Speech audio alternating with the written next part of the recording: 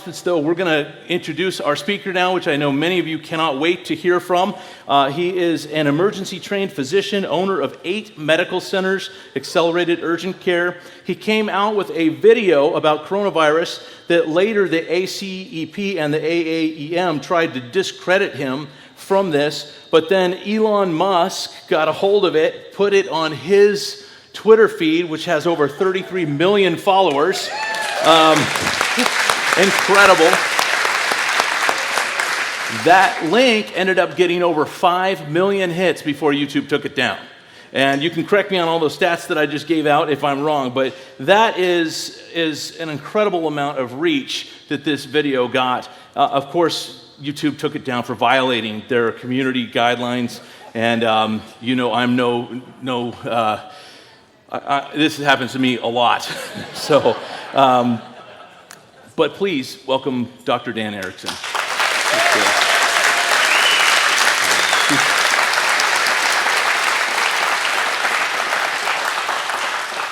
I want to talk tonight, we're going to talk about coronavirus, but I want to talk more about what do we do next. And that really was your idea, and I love it because we really need to see how we're going to move forward. And you have a lot of good ideas. I think I have some good ideas. We'll see if we can inspire some people tonight. But before we do get on that whole what's next, let's just kind of recap. Let's talk a little bit about this journey that the Lord has you on clearly and how this all came about. So first, let me ask you this. What are your thoughts of reopening different sectors, like the schools, the restaurants, churches, gyms? What's your take on that? Well, I think now is the time to start opening things up, and it's been time to start opening things up. I don't know that we ever should have closed them. So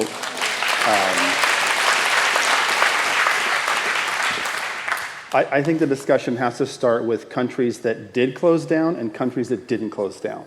Because you have to look at the data and say, you can't just say arbitrarily, let's open up.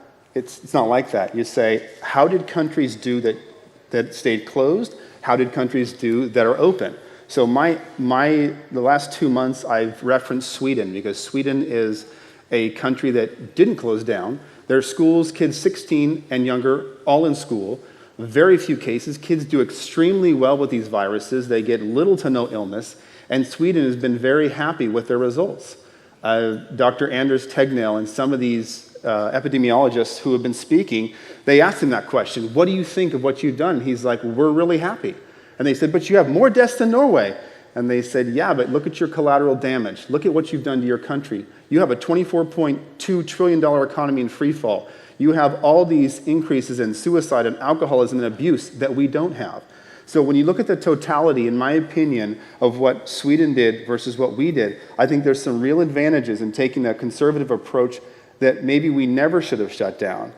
And early on, I was at home, I was wearing masks, my family was wearing masks, not in my car, mind you, but that's a little nutty. But we were towing the line, we said, okay, our president has said this, he's our leader, we're listening to Fauci, we're listening to these different people, we're towing the line. And I only started to change my mind after about 2 months. I had gathered, I still have my original chicken scratch here. We had 340 total COVID tests and 5,213 total. So I had a 6.5% rate. And I thought, well, shoot, there's a lot more people infected than what they're saying. So I started listening to the news cycle. I was watching the news 6 to 7 hours a day, a little bit addicted for a while, and comparing it to my data, and something didn't make sense. So I was looking at my data going, I think there's 40 to 50 times what the public health is saying. And am I right? So I started analyzing all my data and then looking at Sweden, looking at the UK, looking at all these nations and saying, what's going on here? And so I came to the conclusion that it's way more widespread than we think. There's way more positives. And what that does is it skews the death ratio to become very small, like 0.13, which is similar to flu. So after putting this all together, we had most of my centers are in Kern County. We have one in Temecula. But after doing all this, we had the news stations parked outside our office because they were interested in what we were doing. And they were interviewing me every time I walked out of the building. So I said to them, why don't we do a pool camera? We'll get all the networks together, and I'll just give you my data real quick. And they had asked me to do that, even though they denied that they asked me to do that. So I said, sure, I'll give you my data. It's raw, it's unfiltered, it's not biostatistically analyzed, and let's go through it. So for an hour, I waxed on eloquent. I figured, okay, they'll take this into a 5-minute segment, give me a 5-minute news brief, it'll be done. They told me it's Facebook Live, and I was like, what's that? And they said, it's going live. I was like, oh, to Kern County, cool. They're like, no, everywhere. And so I'm sitting there, going on for a long time thinking they're going to shorten it down. Well, the next day it's like 500,000, a million, 2 million, 15 million, and it just keeps climbing. And I'm like, okay, something's going on here. We struck a nerve. Because people have been told 2.2 million people are going to die. People have been told, be scared out of your wits. People have been told these things. And I said, I've got to do something that has real data behind it. This had real data. We used nasopharyngeal swabs, and now we're using serology, which is the blood test. So we had real data, real numbers, saying this is real unfiltered data. And we got hammered because we didn't have biostatistical analysis, peer-reviewed, journal entries, which no one has at this point. So we got hammered on our truth. And usually when you're getting hammered, you're hitting the dog right on the head. So we kept pushing. Because we thought, if the liberals are screaming, we're probably real close to the truth. So we just kept pushing. So as far as reopening these different sectors, of course, churches is in there, and that strikes a chord with me. For me, I believe all along the churches should have been open. So what's your thoughts on that? Because what I'm hearing today, and this is just, there's a lot coming out with this right now, that they're seeing a rise in COVID cases, and it's because of the churches. They're trying to blame the churches for opening. It's funny to me because 412 Church has been open, and we haven't seen anybody getting sick, and I hope we never do. We haven't seen anybody getting sick at all. And, if they do, they're not just at 412 Church. They go to Costco, they go to Sam's Club, they go to Walmart, they go to gas station, What are your thoughts about the church? Well, I didn't answer your question very well. I think you have to go back to social distancing and masks. And Dr. Anders Tegnell of Sweden and their chief epidemiologist, he was asked this question. Because I don't pretend to be an epidemiologist. I'm an entrepreneur. I run businesses, I build them. I saw patients for 15 years, but basically my core is an entrepreneur at this point. So I went to the people, I watched all their interviews, and I said, what do you say about 6 feet? And they said, where's the science? Yeah. Everybody's doing 6 feet, and what studies do we have? Everybody's doing masks, what studies do we have? Well, I looked at the studies, and I couldn't find the data, and the chief epidemiologist of certain countries couldn't find the data, so we figured there's a little bit of academic modeling going on here. So they use these academic models and they try to make predictions about what will decrease the disease. Well, I have an article I've been reading that I think I referenced that to answer your question. How does this virus get transferred? How is it shared from me and you? And why is it shared more in the winter, in the summer? So I've been reading on all this stuff to figure out why. And these small coronavirus particles that are like 0.1 microns are able to flow in and out of these masks. When you're in the medical field, you get fitted for an N95. They put you in a hood. It has to seal all around your face, and they put this smelly stuff in there, and they say, can you smell it? And you keep trying on these sizes until it fits. Well, the N95 masks has 0.3 to 0.5 micron holes in it. The virus is 0.1 microns. So even so, these viruses are able to ebb and flow, more so in the winter because they figured out it's from humidity. These particles are able to hang in the air from humidity. So they're able to flow back and forth whether you're wearing a mask or not. These viruses are very smart, and they know how to get through. So all the studies I read study influenza and rhinovirus. Rhinovirus is your common cold. Influenza is flu. And they studied the mask wearers and the non-mask wearers and said, there's no difference in disease transmission or symptoms, based on the studies that we already have. So I thought that was interesting, that the studies we already have weren't showing efficacy. And the reason why I think we were wearing masks is because they thought, okay, these are heavy droplet particles that are falling, and this is a barrier keeping them from falling. But the stuff I read says they're light particles that work on the fluidity of airflow and flow around the mask and to other people when the air is dry, i.e. winter. When it's warmer, these particles don't stay elevated in the air. They fall. When the humidity comes, they fall as well. So that I'm giving you a little bit of this background because it gives you the scientific reason for masks. And should we be social distancing? Should we be wearing masks? The data that I read, the biostatisticians I talk to, the epidemiologists I reference say no. I don't pretend to be an authority on this. I just happen to be someone who's been put on stage for some reason. Yeah. I'm not an authority, but I quote those who are. And I asked these guys who do this for a living, what do you think? I asked 2 biostatisticians, what do you think? And they said, there's no science to this. No, I'm fine. He's asking me if I need my glasses. My lens fell out and I can't see. You all just look blurry to me. But I think it's critical that we do things based on science. From the very beginning, I said, I'm fine if we need to do some of this stuff, but please show me the science. If you're going to shut down a $2.4 trillion economy, put 30 million people out of work, cause this devastating blow, please show us the science, Gavin. Please show us the science. And I think it's fair for you guys to want that and say, show us the science. See, I love what you're saying, show us the science. And I, as a pastor, would say also show me the Word of God. Because the Word of God commands us to assemble together in one place. And there's lots of reasons for that. There's the accountability. Like I've often said, if somebody's got a drug problem, and I know that they're in my congregation, they have a drug problem, and I've been trying to hold that person accountable. Well, if they don't come to church, I don't see them. I don't see what they look like. I don't see how they're doing physically. And I can tell if somebody's back on the, whatever it is that they were on. So there's that accountability that takes place, not to mention baptisms, corporate worship, times of communion. These are all things that we assemble together for. And so I'm looking at twofold. Number one, the Word of God tells us to assemble. And then number 2 is, what does the science say? And the science, from everything that I've heard, is telling us there's no reason we shouldn't be able to gather together. Well, and also when you see inconsistencies, for instance, I took the media through my typical day. I said, okay, I had to go to Costco today, and I could hang out with a bunch of people. And then I went to the bike store, and this was actually my day. I hung out with 3 guys selling bikes, and that was okay. And then I went to Starbucks, and I looked in the window, nobody was wearing masks, and that was okay. But I stopped by my church, and it was closed, because that's not okay. Come again? How come this group is cool as long as we're rioting. This group's not cool because it's not rioting. So if they come in right now, everybody start rioting and we're cool. We're cool. So that's all you have to do to be safe, apparently, is riot. And people send me these hilarious musings. I should read one to you from Shannon Grove, Senator Shannon Grove today. Yeah. She talked to me how clever COVID is and where it can go and where it can't go and how smart it is. It's smarter than we thought. It's brilliant. It only attacks certain people groups, especially people of faith. They have an affinity towards COVID. Right.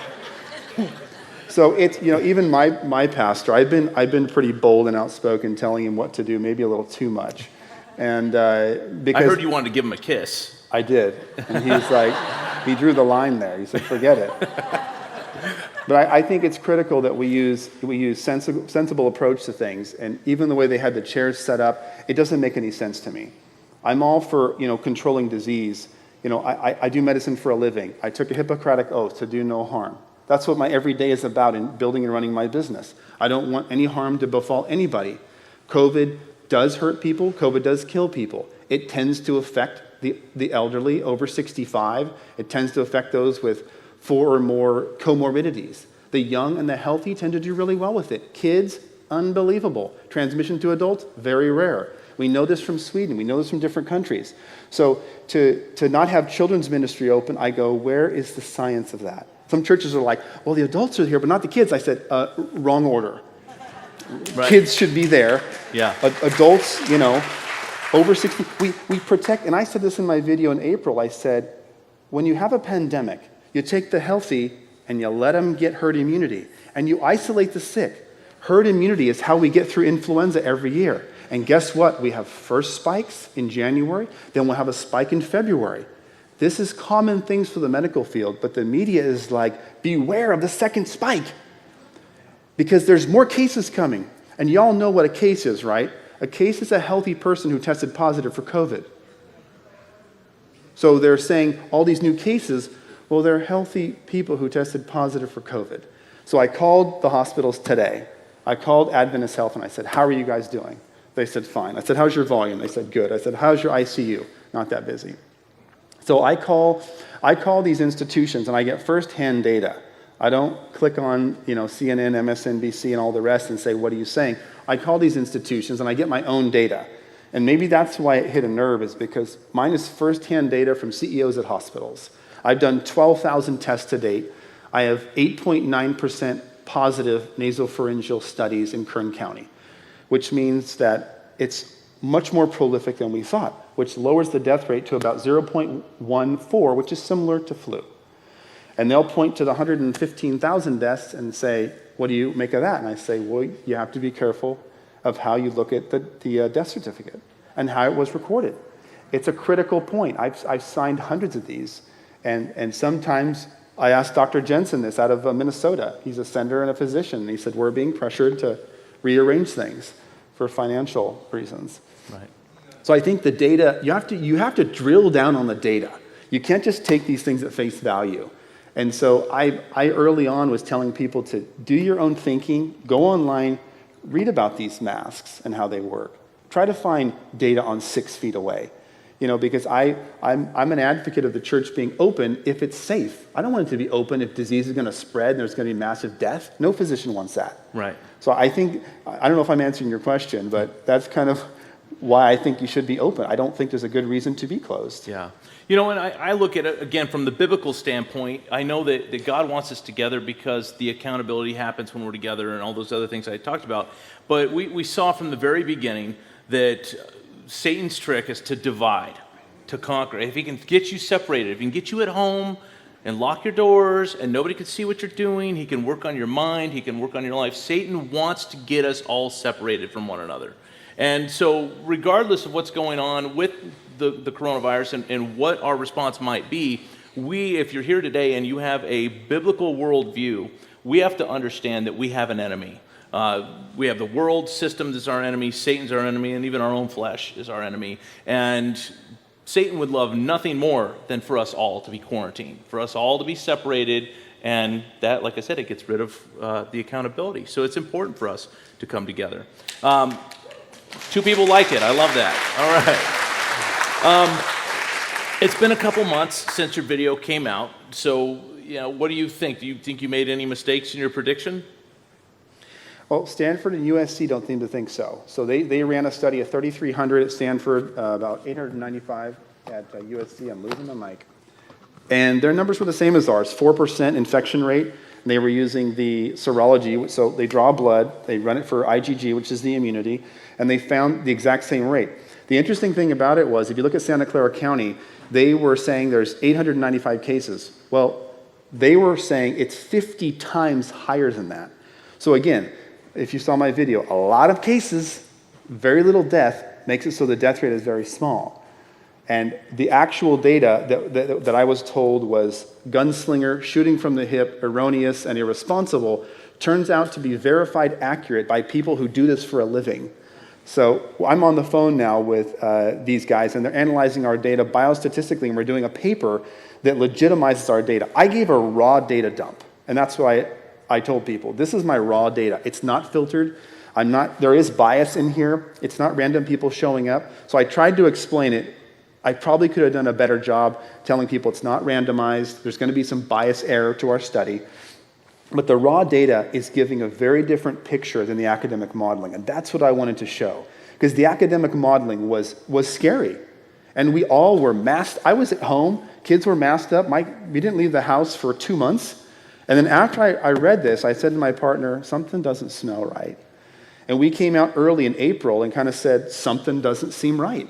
And I think you guys knew it too. You could feel it, like something doesn't seem right here. Like this is a virus. I don't know anybody with COVID. And we're all driving around in our Prius with our masks on. It's lunacy, right? So I thought the same. And so I just started digging, reading, talking, analyzing. And then, when this whole thing came out, we got a lot of negative feedback, mostly positive, but a lot of negative, a lot of hate from the medical community. Yeah. Just I mean, scathing reports. I'm only motivated by profit. I'm some imperialist. My data is erroneous and false. American College of Emergency Physicians renounced us as some kind of gunslingers. So it was super interesting. And now that the studies have come out, there's overwhelming support. I mean, people globally, the head of Guatemala calling us, people in Asia and different countries saying, thank you for coming out and not being afraid to speak what we all knew was true but had no data. And I just happened to have 8 medical centers and thousands of tests, so I had a little bit more of an advantage looking at raw data. I wasn't a doctor in a hospital going, what's going on around here? And I called the doctors in the hospitals and I said, what do you see going on? And they said, people with heart attacks are coming in 5 days late. People with cancer screenings are staying home. People with all these issues are afraid of COVID. Instead of the lethal thing that's happening, they're more afraid of the potential of COVID, which we're calling collateral damage. So since that has come out, we've seen it come full circle to now the medical community supports us. And they say, okay, you guys were kind of right on. Even though your data was raw, you came out early, it turns out it was pretty effective and right on. So I'm glad we came out early and sort of got the ball rolling. And now you see other doctors springing up and talking. Right. And I think we got the ball rolling. So I'm glad we did. Our data wasn't perfect. Yeah. Awesome. It takes leadership to do what you're doing. Somebody had to pave the path here. Somebody had to lead the way, and it's not easy being that person. You're a vanguard in that point. You're the tip of that spear, and it's not easy. And you make predictions, and you're hoping that what you're saying is correct. You kind of talked a little bit about the idea of a spike. You said there's a spike when you're talking about the flu. There's a spike in January. Then there's a spike in February. Let's talk about a wave, because that's one of the things that we hear a lot. We hear a lot about this on the news, that there's going to be the second wave. I mean, is that different than a spike? And are we going to see a second wave? These terms are so interesting to me because they talk about flattening the curve. Flattening the curve. I asked Dr. Vitowski, the great Dr. Vitowski, biostatistician. I said, "What do you think of flattening the curve?" And he said, "Why would you want to do that?" He said, you draw out disease, you lengthen the disease cycle, you get a secondary spike. What's the point? What's the point? So I say herd immunity happens when we're in a herd. Herd immunity doesn't happen when we're hiding in our homes with an N95 on that's the wrong size. Herd immunity happens when we mingle. If you look at China had the advantage of having disease before knowledge. That's an advantage. They spiked early and then they're like, oh shoot, we have to isolate 6 feet and wear masks. Well, they had already gone through herd immunity. And if you watch their spike cycle, I wish I had my computer up, I could show you, they spiked early, it lasted about a month, it came back down to almost no cases. That's called herd immunity, folks. That's how we do influenza every year. That's how this would have gone, but we decided to isolate, not allow the disease to spread the disease cycle out, and then guess what happens when you come out of your homes? Take a wild guess. You don't have to be a brilliant biostatistician to think, oh, maybe another spike will happen. Well, of course. And this is not shocking to you people who aren't doctors. It's certainly not shocking to those of us in this field. So I would say, when they get excited about cases, you know what a case is. A case is a healthy person who tested positive. So a real case, in my opinion, is someone who's hospitalized, who needs oxygen, who needs antibiotics, and who's getting treatment. That's a case. But someone who has these mild symptoms, they're also a case, but when you listen to the media, you think, oh, a case, they're sick. Well, not necessarily. That's why you have to define what a case is and understand what it is, and not think, oh, these are really sick people everywhere. 9.8% of people do very well with this disease. It's a mild illness. It's a mild respiratory illness. Does it kill some people? Yes. Is it dangerous to some? Yes. Older, multiple comorbidities? Yes. Children do extremely well. Last time I checked Orange County, out of 3 million, there was 0 cases.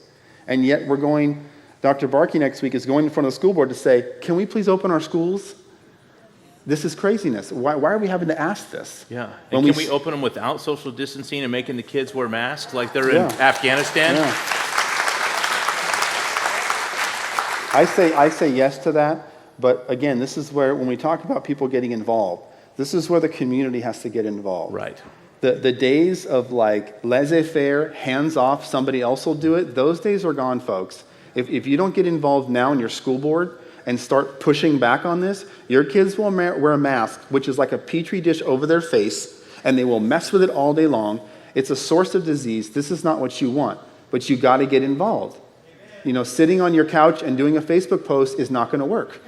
You got to get involved in the school board meetings. You got to get to know the board of directors. You need to get involved in people that make these decisions and push back hard. You are paying the taxes for the schools, or if it's private, you're paying. You are the consumer. Your voice should be heard in this democratic system, this republic. Absolutely.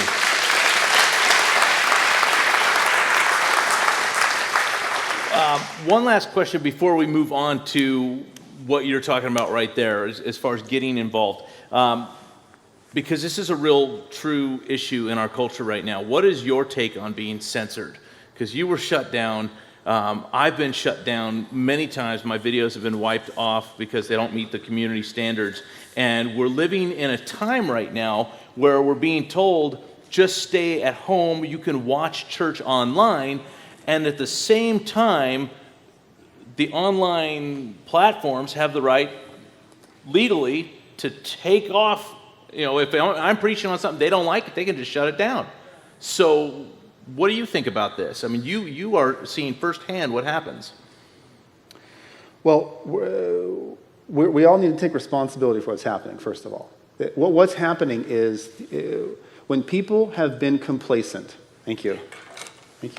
People have been complacent in the last 30 years, in my opinion. And we've allowed district and superior court judges to get in that don't agree with what you guys think. And me, have been complacent.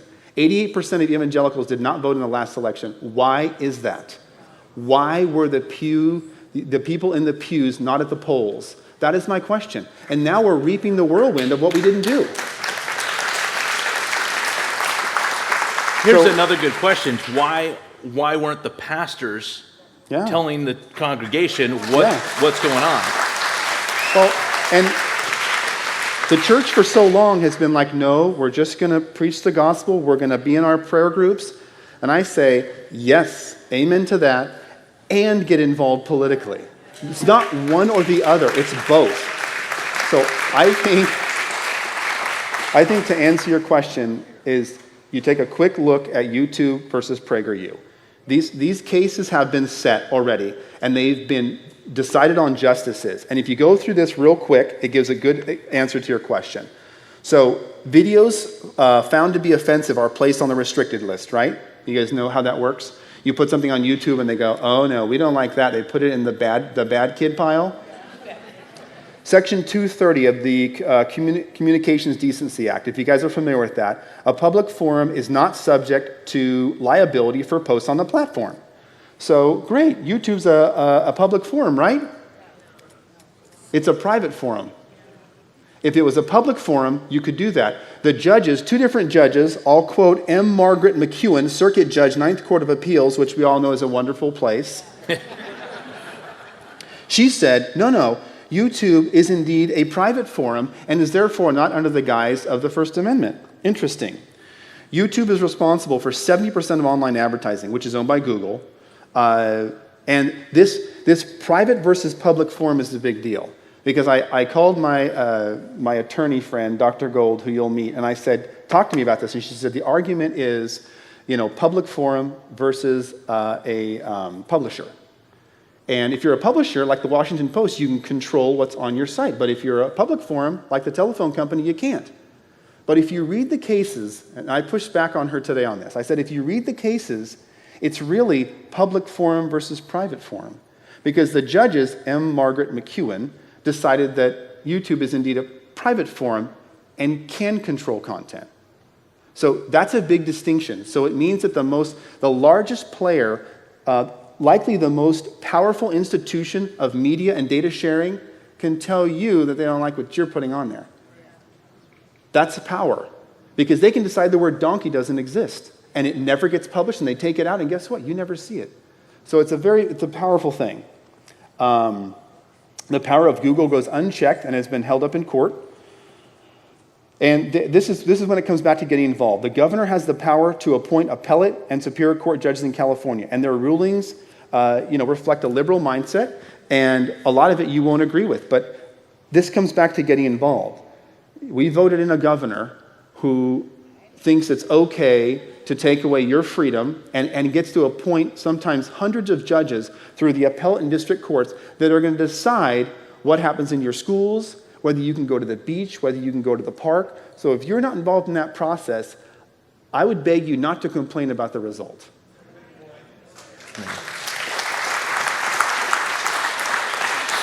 So let's talk about getting involved in the process. In 1 Chronicles chapter 12, verse 32, it says, "The sons of Issachar, who had understanding of the times to know what Israel ought to do." Think about that for us right now. There are people in this country who follow the Lord, and they have understanding of the times. And if you are a Bible-believing Christian, I would say this: you better understand the times. Why? Because God has listed everything out for us. We have no excuse except for laziness to not understand the times. I mean, I hate to put it that blunt, but sometimes we need to hear this, is God listed everything out we're supposed to look for. And I would submit to you that the things we're supposed to be looking for are happening in front of our very eyes. So we should be like the sons of Issachar that have understanding of the times and know what, here it's Israel, but we should know what America ought to do. We should know what Marietta, we should know what Riverside County, we should know what California ought to do. And some people would say, well, that's not right. The church shouldn't be telling the state what they ought to do. And I say nonsense to that. Nonsense. Let me quote Martin Luther King Jr. for just a moment here. This is what he said, and I love what Martin Luther King Jr. said. He said, "The church must be reminded that it is not the master or the servant of the state, but rather the conscience of the state." Let me pause there for a second. How many of you know what the church is? We are. Right, we're the church. So we should be reminded that we are not the master nor the servant of the state, but rather the conscience of the state. It must be the guide and the critic of the state, and never its tool. If the church does not recapture its prophetic zeal, it will become an irrelevant social club without moral or spiritual authority. And this was Martin Luther King Jr., who would roll over in his grave if he saw what's happening in our nation today. Many churches have forgot our call to be what he's saying here. Really what Martin Luther King Jr. is saying is just be what God called you to be. You're supposed to be the salt. You're supposed to be the light. You're supposed to preserve your community. You're supposed to reveal the wickedness that's in the darkness. That's what we're supposed to do. And this is what Martin Luther King Jr. was talking about. And the first conversation I've ever had with you, because I've known your brother for quite some time, but I was on a Zoom meeting with you, and you said something, and I was like, I love this guy. Because what you said, there was, I don't know how many people were on that call, like 10 of us were there that day. And you said, you know what? Because we're talking about churches and how they're going to reopen and stuff like that. And a lot of the pastors were going, okay, but if we do this, we might get sued. So we got to try this so that way we don't get sued. And what you said, and I didn't write it down, but you said something to this effect, is you all want freedom, but none of you are willing to risk anything to get it. Is that a fair recap of what you said? And when you said that, I said that is exactly right, because you look back at the foundation of our nation, men and women fought and bled and lost lives, lost limbs, lost property, lost reputation to have the American dream. They were willing to give up. They were willing to bleed for this. And let me just read out of 1 Peter chapter 3. This just should go out to all believers. He says this: "Sanctify the Lord God in your hearts, and always be ready to give a defense to anyone or everyone who asks you for a reason for the hope that is in you, with meekness and fear, having a good conscience, that when they defame you as evildoers, those who revile your good conduct in Christ may be ashamed. For it is better, if it is the will of God, to suffer for doing good than for doing evil. It is a good thing to stand up and risk something for the freedoms that we enjoy here in America. Good men and women already have done this, which is why we have America in the first place. But we are losing it. We are losing the America that I grew up in, that I want so desperately to be able to have grandkids and see them grow up in an America that I enjoy. This is an incredible place to live. And I've traveled the world. I've been in 30-something countries. I've seen the world. It sucks. America is awesome. Hands down, this is the best place in the world to live. Hands down. And if that's not worth bleeding for, if that's not worth sacrificing for, I don't know what is. So I'm so encouraged to hear what you had to say. And so you want to elaborate a little bit on that? Because I know you've got a passion for this. Now you're getting into the marrow of the subject here. Yeah. If we go back to the American Revolution, 1777, I believe it was, June, Battle of Bunker Hill. What I love about reading these stories is the fact that what men and women used to be. So during the day, you were at this makeshift, terrible house with no water, no nothing. During the day, you were plowing your fields, trying not to die, working in the heat of the sun with maybe an animal, maybe nothing. That was your daytime job. Then at night, you would try not to freeze to death, and then you would pick up your musket, and you would dig trenches all night because the Brits were coming the next day, so you would lay in these trenches, what they did at Bunker Hill. They laid these trenches out. Brits were coming, several thousand of them. They were outnumbered, I think, 5 to 10 to 1. And you're sitting there going, what is this guy? He's a farmer. He's a dad. He's a politician. He's a statesman. He's whatever it takes to get the job done. I don't think we have the luxury anymore to sort of separate ourselves. Well, I'm just a doctor. Well, I'm just a... No, you're not. You're someone who's in the United States of America, and that early colonial American spirit has to come back. You've never had to fight for your freedom. I've never had to fight for my freedom. It's always been there. And so we're cruising around with our tops down in our cars, sipping lattes for 30 years while our freedom is slowly ebbing away. While these people who don't want you to have the American colonial type of life, that free life where you can do what you want, they don't want that for you.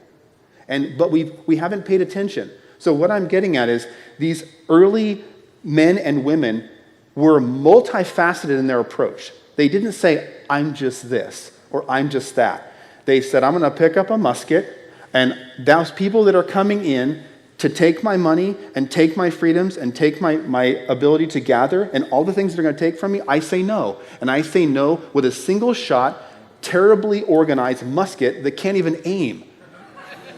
I mean, they pushed back hard. And I'm just thinking, it's time for us to push back hard. It's time for you to do something. Yeah. It's time for you to get out. And what does that mean? But those are words. What does it mean for you? I would guess most of you don't know your board of supervisors. Why not? I would guess you don't know your assemblymen, your senator, your congressman. I have them all on my phone on speed dial. They're sick of hearing from me. I would say get to know your board of supervisors. Find out what's on the agenda. Get to know your assemblywoman. Get to know Melissa Melendez. Get to know these people. Why? So that when an issue comes up, you say, listen, Melissa, listen, whoever your senator is, we're watching you on this.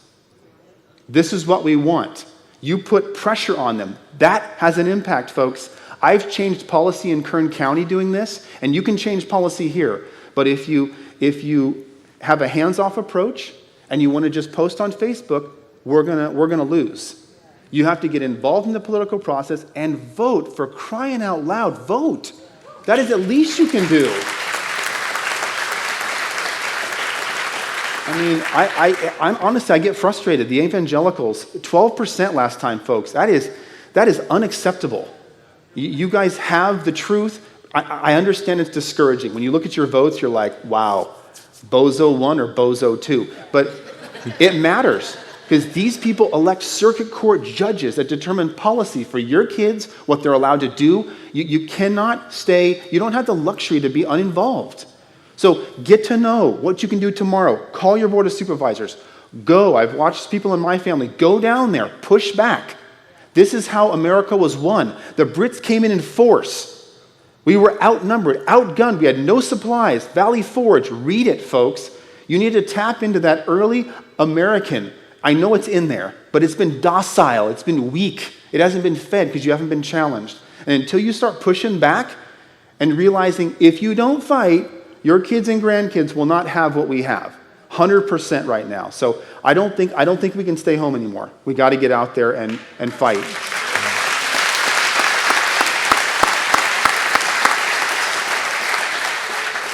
Definitely, for a Christian to not vote, what a Christian is doing is sinful.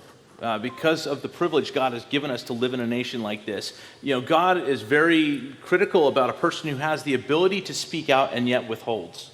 When you have ability to use your voice for righteousness' sake and you keep your tongue silent, that's sinful. God doesn't want us doing that. He wants us out using our voice for good. Because here's the thing is, our tongue is like, the rudder of a ship. The tongue is a dangerous thing. We can do some really dirty, rotten things, just speaking evil into the world. But we can also use it for blessing. We can also use it to bring about righteousness. And I love what you're saying, like go to the school boards. And I'll tell you this, as a pastor, it's been about 8 years now. But 8 years ago, prior to that, I was not involved. I was not engaged. A guy named Jim Doman from Church United said, "Hey, Tim, I want you to go to Washington, D.C. with me." And I kind of had this mindset of like, well, I'm a pastor. Why am I going to go to Washington, D.C.? I just didn't understand it. And I was one of those pastors that I did not know my city council members. I didn't know the school board members. I didn't know the county supervisors. Guess what? I do now. And several of them I have really good relationships with, and the rest of them really don't like me. And that's okay, because I'm going to be the salt and the light. And let's face it, salt stings a little bit sometimes. I look at it this way. Prior to this whole COVID thing, one of the big things I was involved in was what type of things are going to teach children when it comes to sexuality.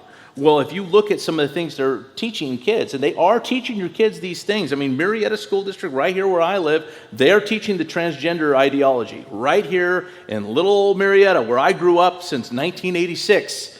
They weren't teaching transgenderism back then, but they are teaching it now. And the teachers, not all of them, but a very large portion of the teachers want this stuff to be taught to our children.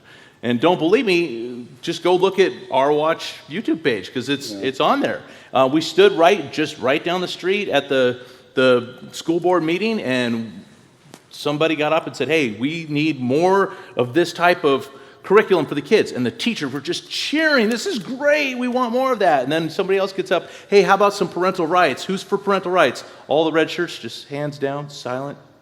Not for parental rights. I mean, it's disgusting. But what's happened is, like you said, it's been this little bit over the last 30, 40 years, little bit, just going away. And we've been buying into a lie. And the lie is this: you're not allowed to talk about politics. You're not allowed to talk about religion. Don't talk about these things in the community because you're just not allowed. Well, why not? First of all, as a pastor, shame on me for not knowing who my county supervisors were. God tells us, all of us, to pray for those who are in leadership. Well, how do you know how to pray for somebody if you don't know who they are? You don't know their story. You don't know what's going on in their life. All of us are called, every single one of us are called to pray for those people. How are we praying for them if we have no clue? And so, like I said, shame on me as a pastor for having that mindset. And thank God he's pulled me out of that, because now, like, I came back from Washington, D.C. going, okay, what do I do? Well, let me just call up the mayor. So I did. I called him up. "Hey, I'd like to meet with you." Okay. Talk to him. "Hey, what do you want me to pray for you for?" And he told me what to pray for him for. I said, "How many other pastors have come to you?" He said, "None. You're the first." Never had a pastor call him up and ask him, "What can you pray for me for?" That's the reality of it. And then I stand down there at the Marietta School Board with a ton of people from our church, and we tell them, "We don't want you teaching this stuff to our children, period." Yeah. Here's another thing, though. The problem right now is I can't find anybody to run for school board, to run for county supervisor, to run for city council. And you get the same people that just keep getting recycled through. Some of them are good. Let's face it, there are some good. I mean, I love some of these relationships I've dealt with. Senator Melissa Melendez has been great and done some good things for us. Senator Mike Morrell is incredible. We've got some good men and women out there that are doing really good for us. There's just not enough of them. And so I would put out to all of you that are here and anybody who's watching online, if you are a person with a Judeo-Christian worldview, run for your school board. Run for it. And you might go, well, I homeschool. So what? Run for school board. Do it. Run for the city council. There's not enough good people running for these positions. So you get some really cranky, I can't say anything good about some of them. I try, and I know I'm praying for even those, but it's frustrating, especially when somebody says, I'm a Christian, and then they go and vote against parental rights. They vote for these things to be taught to children that are just extremely nasty, and they call themselves Christian, and that's where we also hold them accountable. Here's food for thought. We've bought into another lie. Don't judge me. Don't judge me. Let me tell you this. If you are a Christian, you are supposed to be judged by other Christians. And if you are a Christian, you're supposed to judge other Christians. We don't judge the rest of the world, right? They didn't raise their hand and say, oh yeah, I'll be a follower of Christ. They didn't say, hey, hold me accountable to all those things that are in there. And God gives them that freedom. They don't have to. They'll regret it later, but they don't have to abide by these things. But once you raise your hand, you say, I will be a Christ follower, we hold one another accountable to these things. So when an elected official says, I'm a Christian, and they vote to teach perversion to children, we have to publicly call them out. You are not living the life that a Christian should be living. You are not making judgments that a Christian should make. You are not casting a vote that a Christian should make. We've stayed back from it. We've disengaged from it because, we're not supposed to judge other people. It's not what the Bible teaches. We are supposed to judge. Well, I have to jump in here real quick and say something. I for 2 months was saying, where are the pastors? Where is the boldness? Where is the leadership? Where is the spiritual guidance? I have to say, I applaud this gentleman next to me. I watched his videos, and he was, I'm not just saying that because he invited me here. This guy was so bold. This guy was going to jail. This guy was getting arrested. This guy was doing what it takes. And I was loving it. And I told my pastor, I said, listen, there's this little church in Murrieta that's putting you to shame. Okay? I go to this massive church and we're closed and trying to figure it out. And I'm like, they never closed. Why are we closed? And he was my example. And I said, this guy's so cool. He's going to rallies. He's in Sacramento. He's pushing back. He's unafraid. I'm like, I think his God is bigger than mine. So I loved it. I was inspired by it. And I used that as an example, saying, this is what we need the pastors. They should be out front, not hiding in their buildings, doing Facebook Live. Get out there. Lead. So anyway, I thought that was cool. And I wish there was 100 more like him, but I didn't see it. Yeah. And so I appreciate the boldness. I appreciate just unashamedly coming out and speaking truth and not worrying about consequences. That's rare. So thank you for that. Thank you. That was rare.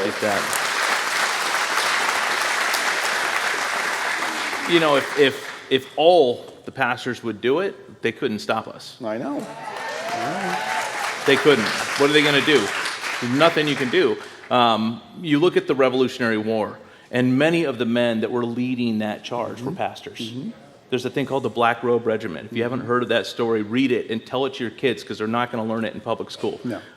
But read it and teach it to your kids, your grandkids. It's an amazing story. But, pastors, preachers would have their robes on and they'd be preaching a sermon. They would lay it down with some Holy Spirit unction. When they were done, they'd take that robe off and their gun belt was on underneath. And they'd go out and lead the men into battle to fight for our freedoms. That was the pastors then. The pastors today wear skinny jeans and drink lattes.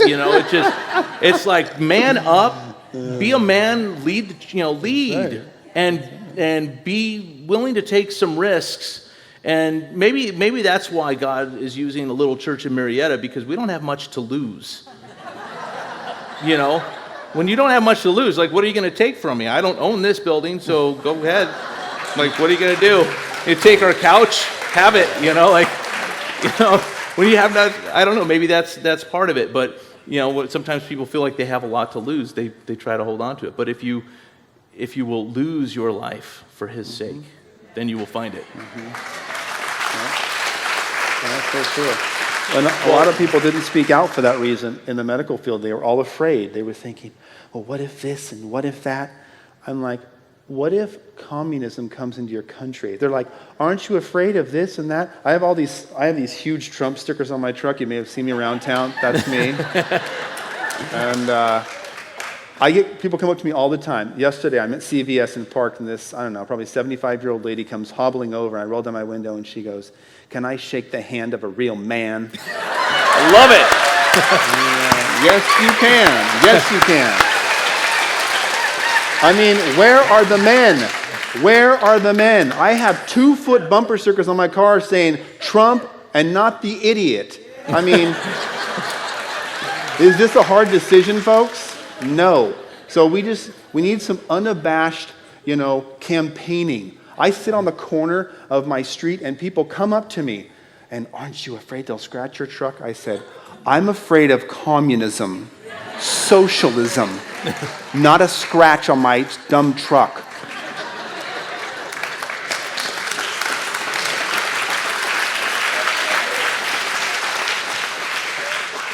Well, we are quickly running out of time. And so I love doing this. I love, obviously there's a lot of stuff that's going on in the world that's not lovely. It's not good. The Bible tells us whatever is good report, if there's anything lovely, if there's anything praiseworthy, it's just to meditate on these things. Think about these things that are good. So let me give you an opportunity, just as we close, to give some encouragement to everybody.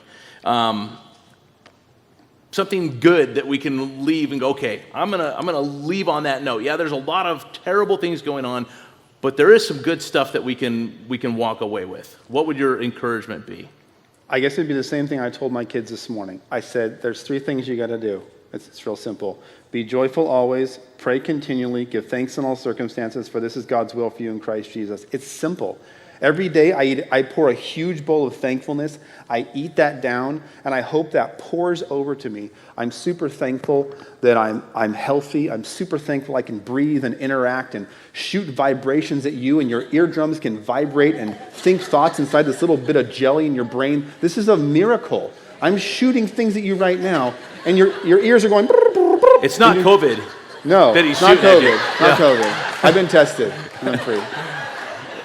But it's a miracle. And I think I try to live my days in awe and in wonder. And I feel like that gives you a perspective of joy and of conviction that cannot be found in society outside of a faith in Jesus Christ and a biblically based life. So be joyful always, pray continually, give thanks in all circumstances. You can't go wrong. Amen.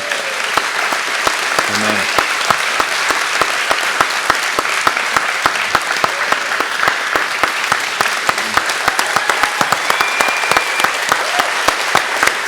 Yay!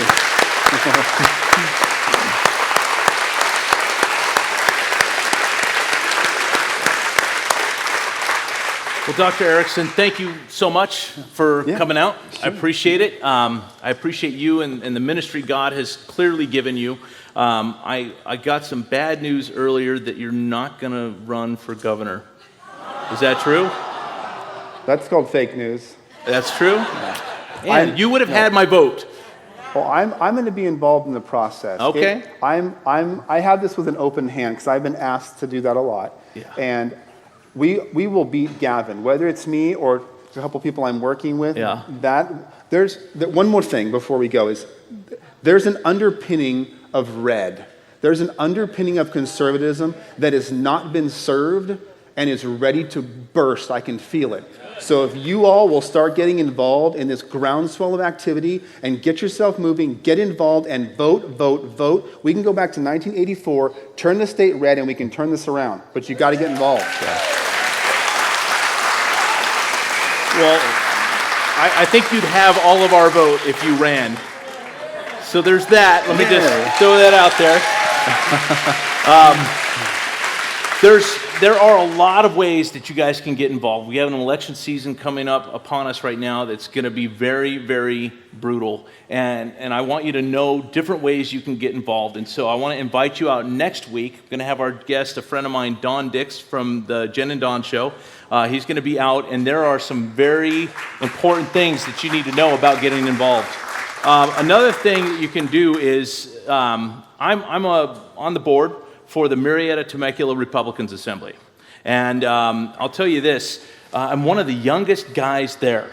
And I'm wanting to be a grandpa right now. So here's the deal. We need all of you to come out to that and get involved in that, because there is a lot going on, even just here locally. And I don't know if you guys know this, but there's somebody that wants to run who is a full-on communist. They're the ones that got the Antifa rally going on in Temecula, wants to run for our city council in Temecula. So we can't allow that to happen. We've got to put a stop to that. And so if you want to get more information on how you can get involved in that, you can come out here to 412 Church this Friday night. Bob, what time? 6 check-in, 7 o'clock is our speaker. Okay. Election Integrity Project. Okay, so the speaker is on the Election Integrity Project, 6 o'clock check-in. The event starts at 7. Come on out, get involved. Find out how you can have an impact here in the community. And we can't, like I said, we can't let a communist come in and run and be a part of our city council. That's a bunch of nonsense. So you got to come out and get involved. So next week, Don Dix, invite your friends. It should be a really good time. But until then, thank you so much for coming out tonight. Again, Dr. Erickson, thank you. Really appreciate you. And to everybody that's tuned in online, love you guys. Thank you, and God bless.